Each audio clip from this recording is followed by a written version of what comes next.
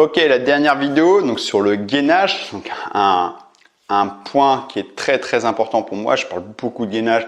Si vous me suivez un petit peu sur YouTube, vous allez voir que je travaille énormément de gainage, je parle énormément de gainage.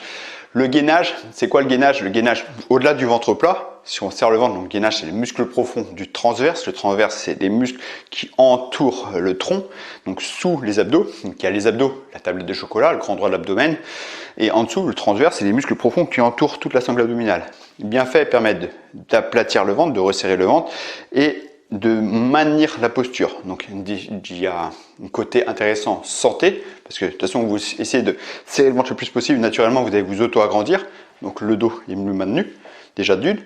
Esthétique, ventre plat, et transfert de force. Dans tous vos mouvements, quand vous allez faire des mouvements dans la vie de tous les jours, vous allez pousser sur les jambes, pousser sur les bras. Si vous n'êtes pas gainé, il n'y aura pas de transfert de force, il n'y aura pas de lien des pieds aux bras dans tous les mouvements. Donc quand on est bien gainé, le dos est maintenu, un transfert de force se fait plus facilement. Vous êtes plus fort, vous êtes plus protégé, d'accord? Donc c'est vraiment ça l'idée, améliorer votre posture, améliorer votre esthétique et améliorer votre transfert de force, donc un maintien du tronc pendant vos mouvements, ok? C'est très important, d'accord? Donc là on va voir un gainage, j'aime beaucoup, un gainage ici à mi-hauteur, ici, hop, je vais prendre un élastique, donc là, chevillère ou poignet, hein, peu importe, hein. Là je prends les chevillères parce que j'ai les chevillères qui sont installées, mais peu importe, c'est pas important ça, ici, là, qu'un élastique. Ici, je vais me mettre de côté, jambes fléchies. Là, je prends l'élastique et je pivote le corps ici pour travailler les obliques, donc les muscles extérieurs. Ici, les obliques là et là. Il y en a un qui va travailler dans la phase concentrique et un autre dans la phase excentrique, le retour. Donc là, les obliques vont travailler, mais en fait, de serrer le ventre, il y a le gainage qui s'installe aussi. C'est pas que ça. Là, on travaille les obliques, mais vu que je ne me concentre pas du tout sur le ventre, le gainage ne travaille pas, aucun intérêt. Donc je serre fort le ventre, ici, là. Je bloque un petit peu, l'élastique ne me touche pas les épaules, donc je maintiens pour avoir une tension sur le gainage. Ici, j'aime bien faire, c'est en bas, bras tendus, au milieu, en haut, sans que l'élastique me touche les bras, d'accord? Je vais me mettre dans un autre angle. Ici. Hop. Donc, très important. Voilà, mi-hauteur, ici, à peu près sous la ligne des épaules. Jambes fléchies, ça c'est hyper important. Jambes fléchies pour ne pas bloquer le bassin. Ventre très serré, ici, bras tendus. Et c'est pas une rotation des bras, c'est une rotation du tronc, ici. Là, je serre fort le ventre. Les jambes fléchies, là. En bas, au milieu. Je serre fort le ventre, en haut. Ok, gros travail intense sur le gainage. Ok, travail sur les obliques. Super intéressant cet exercice pour travailler votre gainage, votre force dans les rotations. D'accord? Autre exercice, hop. Donc, élastique en bas de porte. Je vais mettre là pour être avec vous. Un exercice qui est génial parce que, hop, j'avance un petit peu. Un exercice qui est vraiment génial parce qu'il va travailler le gainage. Donc je répète, le gainage, c'est le transverse, c'est les muscles profonds du ventre, mais en plus les abdos, le côté esthétique, les abdos, le grand droit de l'abdomen, la tablette de chocolat. On va travailler les deux, pas que un, les deux. D'accord? Bien fait. Alors, mal fait, les crunchs, on va voir les crunchs en fait. Mal fait, les crunchs va pousser les organes vers le bas. Donc on peut avoir plein de problèmes, pathologies au niveau fuite urinaire, descente d'organes, problème de dos, enfin catastrophe en fait, en plus le ventre qui gonfle. Bien fait, vous allez travailler le gainage, donc raffermissement du ventre plat, maintien des organes, maintien du tronc, protection du dos et en plus les abdos. Ok? Donc ici, les pieds plats au sol, là, je serre le ventre et en fait le début du mouvement ici c'est ça, je serre fort le ventre. Ici, j'expire quand je monte en montant vers le ciel. Je ne cherche pas à amener les épaules vers les genoux parce que là je suis en train de juste plier mon dos, tasser les organes, pousser vers le bas. Je cherche à serrer le ventre et m'agrandir vers le ciel. D'accord? Je ne cherche pas à enrouler vers là. D'accord? Je ne casse pas mon dos. Je rentre le ventre et quand je monte, j'expire en rentrant le ventre. Ça, c'est la base du crunch.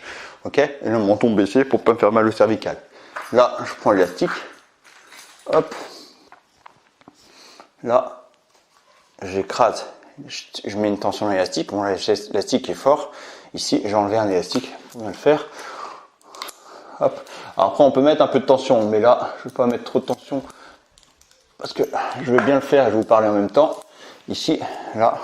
Donc, il faut qu'au début du mouvement, je vais commencer à mettre une tension dans les élastiques, une tension dans les abdos.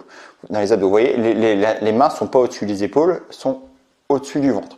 Et je serre le ventre. Déjà, rien que là, tête baissée, je dois chercher à me connecter sur mon gainage. D'accord? Je serre fort le ventre, je suis connecté sur mon gainage. Là, c'est plus les épaules. Là, là. Donc le dos va travailler un petit peu, hein, le grand dorsal ici travaille un petit peu, mais c'est vraiment le gainage que je cherche à cibler ici. Donc les abdos travaillent un petit peu, le gainage et abdos. Je baisse le menton, je rentre le ventre, j'expire, j'augmente la tension de l'élastique. Je pousse, je tire un peu plus sur les élastiques. Là, je pousse vers le ciel, un petit peu au-dessus des genoux, mais vers le ciel. Ici, en serrant fort le ventre.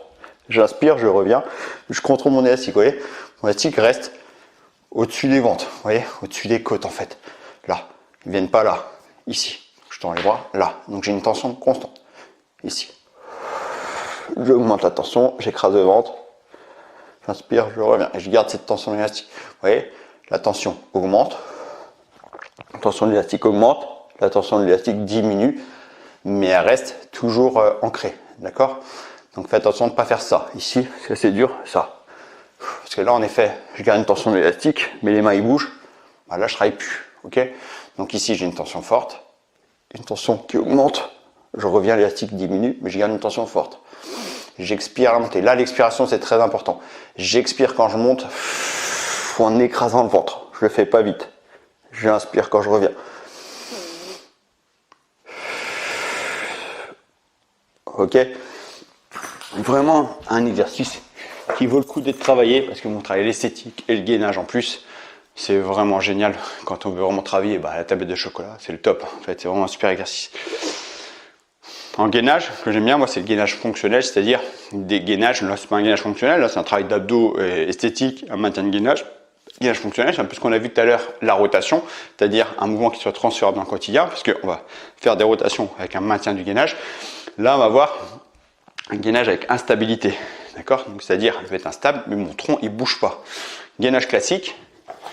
Ici, les coudes serrés, je serre le ventre. Là, je pousse fort sur les bras, toujours, qui est enroule un peu le haut du dos, ça va travailler en plus les abdos, d'accord? En plus du gainage, les abdos vont travailler. Mais voilà, le ventre entré le plus possible, les fesses baissées, voilà, genoux, bassin, épaules alignées, ok? Là, j'ai un gainage. Gainage dynamique, c'est quoi? C'est, je supprime un appui, ici, d'accord? Je supprime un appui, mon bras, l'autre, le bassin bouge jamais, d'accord? Le bassin bouge pas. Et là, avec les élastiques, donc je prends une tension dans les élastiques, je prends l'élastique à pleine main, pour une tension dès le début. Ici, là, je maintiens mon gainage. Ici, je vais tendre les bras. Je vais chercher à tendre le bras ici. Là, je reviens. Donc travail de triceps, travail de dos un petit peu et d'équilibre. Vous voyez, je glisse. Vous pouvez vous arrêter là. Hein. Là, pour travailler le dos en même temps. Là, l'idée, c'est vraiment de travailler l'instabilité. Ici, pour travailler le triceps en plus. L'idée, c'est que le bassin ne bouge pas. C'est dur parce qu'en général, quand on va trop vite, on fait ça. Vous voyez, le bassin il bouge. Ok? C'est-à-dire que le gainage il est pas mal. Je vais faire avec celui-là.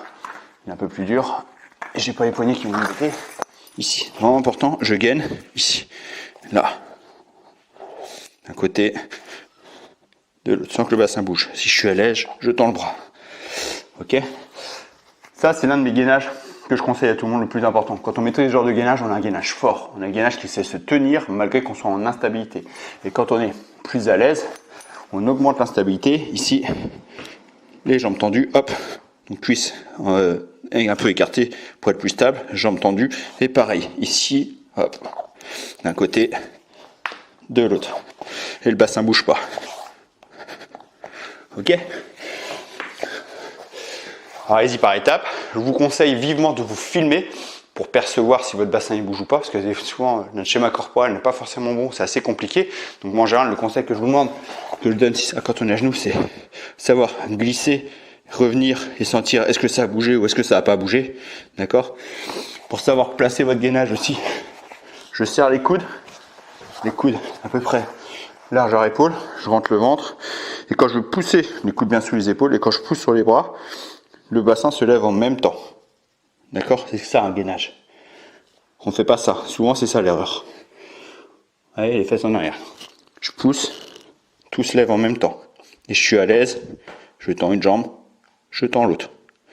Sans que le bassin bouge. Ok, essayez de maîtriser ça, cette posture pour bien de vous filmer, pour bien contrôler votre gainage. Parce que c'est vraiment important, ce gainage, c'est vraiment la base de tout.